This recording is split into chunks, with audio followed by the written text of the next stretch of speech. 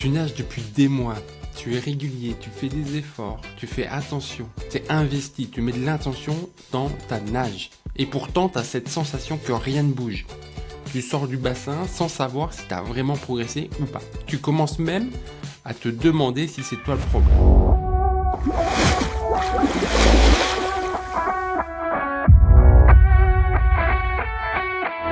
Bonjour et bienvenue sur Swim Smart, le podcast qui t'aide à reprendre le contrôle de ta natation. Ici Théo, coach en natation et passionné de pédagogie sportive. Donc tu demandes si c'est toi le problème. On l'a vu mercredi dans ce sublime épisode avec Agathe, le fonctionnement de cet apprentissage, que non, ce n'est pas toi le problème, que c'est des paliers à passer et que généralement quand tu arrives à ce fameux palier, c'est que la méthode d'apprentissage, elle est plus adaptée, ta façon d'apprendre est plus adaptée à ton toi d'avant. Et donc c'est pour ça que tu arrives à ce palier, c'est pour ça que ça stagne. Et plutôt que de te dire que c'est de ta faute et abandonner, plutôt que de te dire je continue, ça a marché avant, on va continuer comme ça, il n'y a pas de raison. Et aujourd'hui, on va essayer de regarder honnêtement les différentes façons d'apprendre à nager quand on est adulte. Les différentes forces, les différentes limites et surtout à qui elles correspondent vraiment. Pour que tu sois capable de définir ta méthode d'apprentissage à l'instant T. Alors avant de poursuivre et de plonger dans cet épisode, je te laisse t'abonner, ça prend 5 secondes, ça me donne un boost de confiance et ça envoie un signal à l'algorithme que cet épisode, ce podcast est intéressant, qu'il t'aide et donc ça va le montrer à d'autres nageurs. Donc on l'a vu en détail mercredi, mais je vais revenir brièvement dessus. Quand tu arrives à un palier, c'est pas que tu es arrivé au bout de tes capacités. C'est pas que tu pourras jamais faire mieux. Non, bien sûr que non. C'est juste que dans ton processus d'apprentissage, tu arrives à un moment charnière, à un moment clé, où tu vas devoir modifier quelque chose, modifier ton approche pour pouvoir continuer d'apprendre. Et généralement, le problème quand on est adulte, c'est à ce moment-là qu'on se dit qu'on n'est pas capable de le faire, qu'on ne sera jamais capable de le faire, qu'on a bien progressé jusqu'à présent, mais qu'on va s'arrêter là. Et du coup, on abandonne.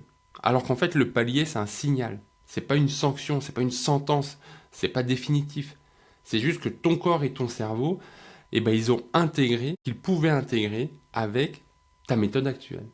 Ta façon de t'entraîner jusqu'à présent, elle t'a donné des clés, elle t'a donné des pistes, et ton cerveau, ton corps, ces pistes-là, il les a intégrées du mieux qu'il pouvait faire à ce moment-là.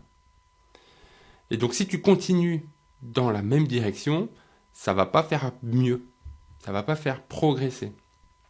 Le seul truc que tu risques d'avoir en plus, c'est cette frustration de ne plus progresser. Donc quand tu arrives à un palier, c'est pas un manque de talent, de motivation, d'organisation, c'est pas tout ça, c'est juste que quelque chose doit changer, que ton approche doit changer. Et je sais que c'est frustrant de stagner malgré les efforts. C'est frustrant de ne pas progresser alors qu'on va nager 2 fois par semaine.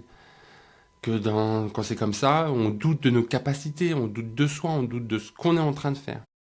Et que bien souvent, on a envie d'abandonner. Donc si tu as déjà ressenti ça, cet épisode, il est fait pour toi et même le podcast est fait pour toi en général.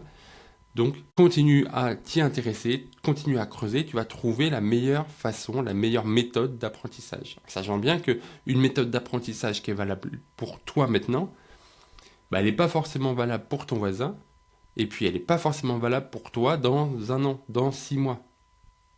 Parce que les données qui font que c'est approprié pour toi maintenant, c'est pas forcément les mêmes dans 5 mois. C'est pas forcément les mêmes chez ton voisin. Donc on va essayer de voir les différentes façons de s'entraîner, les différentes structures, les différents cadres pour s'entraîner. Mais ça, c'est pas suffisant. On va essayer de voir pour qui elles sont faites et quel ressenti doit t'amener vers cette structure. La première structure, c'est le plus connu, c'est le club. Le club, c'est la meilleure structure. C'est là où tu vas le plus progresser. Parce que tu es encadré par des entraîneurs la plupart du temps compétents, qui travaillent, qui sont passionnés.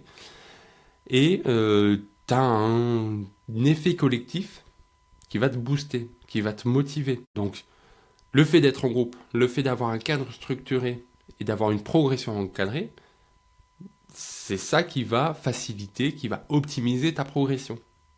Par contre, pour avoir tout ça, bah, ça demande certaines conditions.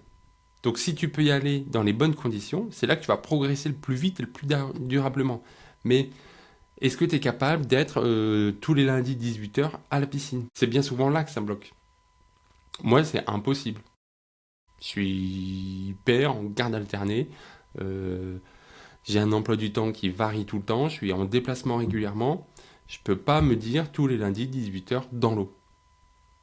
Donc c'est pour ça que le club, pour moi, c'est pas la structure adaptée, parce que les horaires sont rigides. Parce qu'en plus, le groupe n'est pas toujours adapté à l'adulte qui reprend. Il n'est pas toujours adapté à ton niveau. Et puis, il faut être honnête, je dois être sans doute le nageur de club un peu chiant, parce que, étant moi-même entraîneur, j'attends certaines compétences de l'entraîneur aussi. Et si le langage ne passe pas, ça arrive, c'est une rencontre de personnes. Si tu n'es pas aligné avec les valeurs de ton entraîneur, la progression, elle va être très limitée. Donc voilà, donc si tu es inscrit en club et que tu n'arrives pas à aller régulièrement en séance parce que ton emploi du temps change trop souvent, si tu n'es pas connecté avec le groupe, pas connecté avec l'entraîneur, bah c'est que c'est pas forcément la bonne structure. Et si tu réfléchis à y aller, pose-toi cette question. Est-ce que sur les 3-6 prochains mois, tous les lundis à 18h, je peux aller dans l'eau? Si oui, teste. Fais connaissance avec l'entraîneur, fais connaissance avec les autres nageurs pour voir si tu vas être boosté ou au contraire si tu vas être freiné. Mais rassure-toi, c'est pas parce que tu peux pas être en club que tu vas pas pouvoir progresser. Une autre façon de faire, et la plus simple et la plus courante, c'est d'y aller tout seul et d'improviser. Donc tu y vas quand tu peux, tu fais ce qui te passe par la tête, ce que tu as envie de faire, et c'est très bien, c'est mieux que rien. Ça va toujours être mieux que quelqu'un qui ne vient pas à la piscine.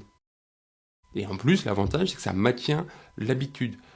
Tu surfes sur le plaisir, tu surfes sur l'envie, donc forcément, ça va être des séances agréables. Mais le problème de cette façon de faire, le problème de cette méthode, c'est que sans direction, parce que tu n'en as pas vu que tu improvises, donc sans direction, le palier, le fameux palier qui va te donner envie d'abandonner ou qui va te donner le signal surtout qu'il faut changer de méthode, ce palier, il arrive très vite. Et la frustration qui va avec aussi. Et généralement, c'est pour ça que les gens, ils se lancent dans un projet sportif, dans la natation, et qu'ils abandonnent très vite. Parce que tu vas sans cadre, sans direction, sans objectif. Donc tu progresses au début parce que tu passes de rien du tout à régulièrement. Donc tu progresses, mais le premier palier, il vient très très vite. Donc qu'est-ce qu'il faut faire si jamais tu ne peux pas être en club et que y aller tout seul en improvisant, c'est pas forcément l'idéal sur du moyen terme? Et ben profite de toutes les ressources que tu as à disposition. Profite de YouTube, profite de podcasts, profite des articles. Évidemment, il y a mon podcast, mais il y a d'autres. Va sur YouTube, tu as la chaîne Natation pour tous, tu as la chaîne Apprentissage Natation, tu as plein de trucs. Tu cherches, tu testes, tu appliques. Mais attention, tu vas progresser si tu fais le tri. Et si tu es capable de passer de je lis, j'applique, mais j'ai pas de retour. Tu n'as pas le regard extérieur. Donc ça veut dire que malheureusement, tu peux ancrer des erreurs sans le savoir. Et surtout, comme c'est des trucs très génériques, tu vas manquer de fil conducteur. Donc c'est une première étape. C'est mieux que d'y aller sans rien du tout, parce que tu n'as pas de direction. Là, tu as une direction, mais qui est très floue. Et le problème d'Internet, c'est que très vite, tu vas avoir trop d'informations contradictoires. Tu vas avoir moi, par exemple, qui dit qu'il ne faut surtout pas te limiter à respirer tous les 3 temps, tu vas avoir d'autres qui ne jurent que par ça. Tu vas avoir moi qui va parler de sensations, de ressenti, de plaisir, et d'autres qui vont te parler de maîtres à faire en plus, de séries à faire en plus. Et c'est pas que forcément il y en a un qui est bien, l'autre qui est pas bien. C'est juste que c'est des informations contradictoires. Donc très vite tu peux être perdu. Très vite tu peux ne pas savoir quoi prioriser. Et appliquer bêtement sans savoir si c'est juste. Et c'est justement pour ça que j'ai créé le podcast, c'est pour ça que j'ai créé la newsletter, pour que tu aies ce fameux fil directeur clair. Ça va te permettre d'avoir une progression logique sans avoir à trier tout seul. Donc si tu n'es pas encore abonné à la newsletter, le lien est dans la description, tu vas sur swimsmart.fr, c'est gratuit et c'est là que tout commence avec moi. C'est là que commence ton parcours. Tu es tout seul, tu es curieux, Mais je suis là pour t'aider à te donner une direction, à te donner une structure. Même si tu fais cette démarche-là, avoir 1 ou 2 séances avec un coach, ça peut vraiment débloquer un point précis. Donc tu peux très bien te dire, je suis tout seul pendant les 2-3 premiers mois, et après je prends un cours particulier. La plupart des piscines le font. Donc tu vas te renseigner à l'accueil, tu le demandes, et voilà. C'est un petit investissement pour avoir 1 heure de cours, 2 heures. Tu peux y aller sur mode, tiens, le mois prochain j'ai un cours par semaine, si tu veux un truc un peu plus profond. Mais l'avantage, c'est que tu as ce fameux retour. Tu as le retour direct. Tu as travaillé en amont, tu vois que ton palier arrive, tu prends 1 ou 2 cours et tu as une nouvelle direction, tu as une nouvelle structure, tu as des nouveaux repères. Donc c'est très efficace pour franchir un palier spécifique. Si tu sens que tu as vraiment quelque chose qui te bloque, que ce soit technique ou mental, si tu as vraiment quelque chose qui te bloque, ça fait quelques temps qu'il y a quelque chose qui coince, que tu sens que tu as les appuis qui sont pas évidents ou que tu as du mal à faire passer à la respiration 5 temps. Donc voilà, donc si tu as une question sans réponse qui plombe toutes tes séances et que tu as besoin d'un regard extérieur, ponctuel, engagement long terme, ça te permet voilà, d'avoir le petit coup de pouce, le petit déclic qui permet de le faire. Donc soit ta piscine le propose, soit si ta piscine ne propose pas, moi je propose des visio déclics, on échange sur ce point, justement, pour pouvoir voir quel repère bâtir, sur quoi créer la suite. Et si tu as encore besoin d'un peu plus d'accompagnement, d'un peu plus de structure, tu as de plus en plus de possibilités d'avoir des accompagnements structurés dans la durée. Sans être physiquement au même endroit, ce qui rend les choses compliquées en termes de planning, en termes d'emploi du temps, en termes de disponibilité, en termes de tarifs. Voilà. Tu as de plus en plus de coachs qui pensent à ta progression, qui répondent à tes questions, qui t'aident à comprendre ce qui se passe dans ta nage. Donc voilà, donc si tu es régulier, mais que tu n'as pas de direction, que tu ne sais pas comment construire la chose, si tu as l'impression de faire des choses dans le vide, on l'a vu, le club, il n'est pas forcément... soit tu n'as pas accès, soit voilà, que tu as envie d'avoir quelqu'un qui connaît ton niveau et ta situation. Sur Internet, tu vas en trouver plein. Moi, personnellement, je propose des abonnements premium SwimSmart. C'est pas le club, c'est pas un emplacement définitif, c'est un outil pour la période où tu en as besoin. Encore une fois, tout est sur swimsmart.fr. En plus, j'ai refait tout le site, toute la structure du site pour qu'il soit plus agréable, plus professionnel et qu'il t'aide plus à voir quelle partie. Parce qu'on l'a vu, chaque situation, chaque nageur va avoir un besoin en termes d'accompagnement. Soit pas du tout, soit un petit peu, soit ponctuel, soit plus intense. Et ben, j'ai essayé de construire le site pour que tu puisses piocher en fonction de ce que toi tu veux faire. Tu as notamment une section où tu poses ta question, tu poses ton blocage, tu l'écris et ça te propose les épisodes qui sont en lien. Donc c'est parfait si tu as un blocage, si tu as un truc bien précis. Alors, t'emballe pas. Moi, je suis entraîneur à la base, je suis podcasteur maintenant, je suis pas développeur, je suis pas informaticien. Donc c'est en train d'être fait. Ça marche plus ou moins. Et il faut que, là, je continue à l'améliorer. Comme toi, tu travailles petit à petit. Moi aussi, je travaille par étapes. Et donc, voilà. Et donc, maintenant qu'on sait les différentes possibilités, les différentes situations, la question, c'est comment on se situe maintenant. Comment toi, tu peux savoir. Et donc, pour ça, il y a 2 questions à laquelle te poser. Première question, c'est est-ce que tu nages de façon régulière ou tu es encore en train de construire l'habitude? Est-ce que tu vas nager facilement ou c'est encore compliqué d'y aller? Donc si tu n'es pas encore régulier, la priorité, c'est vraiment de simplifier au maximum. C'est de simplifier ton organisation, tes entraînements, pas pour progresser, mais pour aller régulièrement dans l'eau. Parce que c'est ça le plus important, c'est en allant régulièrement dans l'eau que tu mets les bases pour progresser. Donc cherche pas à faire mieux, cherche pas à mieux t'entraîner, cherche à simplifier pour aller t'entraîner plus souvent, facilement et avec plaisir. Et en fait, la deuxième question, c'est où est-ce que tu bloques exactement? Est-ce que c'est sur la technique? Est-ce que c'est sur la structure des séances? Est-ce que c'est sur le mental, sur la compréhension de ce qui se passe dans l'eau? Et en fonction de ces réponses, la méthode, c'est pas la même. Tes besoins sont pas les mêmes. Et en plus, dans 6 mois, elle sera peut-être différente. Elle sera même sans doute différente.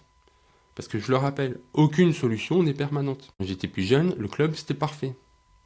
dès que je suis rentré dans la vie privée, dès que je suis rentré dans la vie professionnelle, dès que j'ai voulu être podcasteur, entraîneur, plein de choses, le club c'est plus adapté. Donc soit je me garde en tête d'avoir la structure que je connais, la seule chose que je sais faire, et je fonce là-dedans et je vais droit dans le mur, parce que c'est pas adapté, donc il y a quelque chose qui va péter, soit on essaye de trouver une nouvelle façon de faire. Donc on s'inquiète pas, si une méthode marche, nous fait progresser, c'est ce qu'on veut.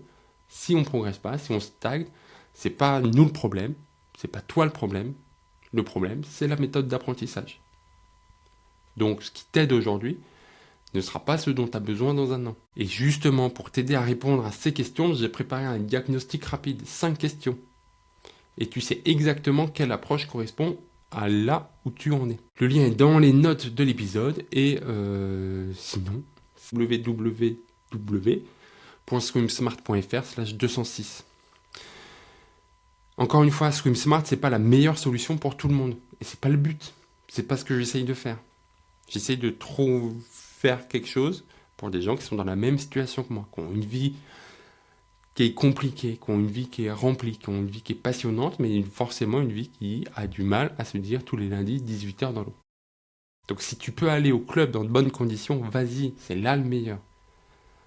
Si tu peux être tout le temps, toutes les semaines au même endroit, si tu peux avoir accès à un club avec un entraîneur qui partage tes valeurs et ta philosophie, avec un groupe qui partage tes valeurs, ta philosophie, vas-y. Mais si tu cherches quelque chose d'adapté à ta vie, à ton rythme, à ton niveau actuel, c'est pour ça que swimsmart.fr existe. Prends ce dont tu as besoin maintenant et évolue quand tu en as besoin. Je te souhaite une bonne journée. À très vite.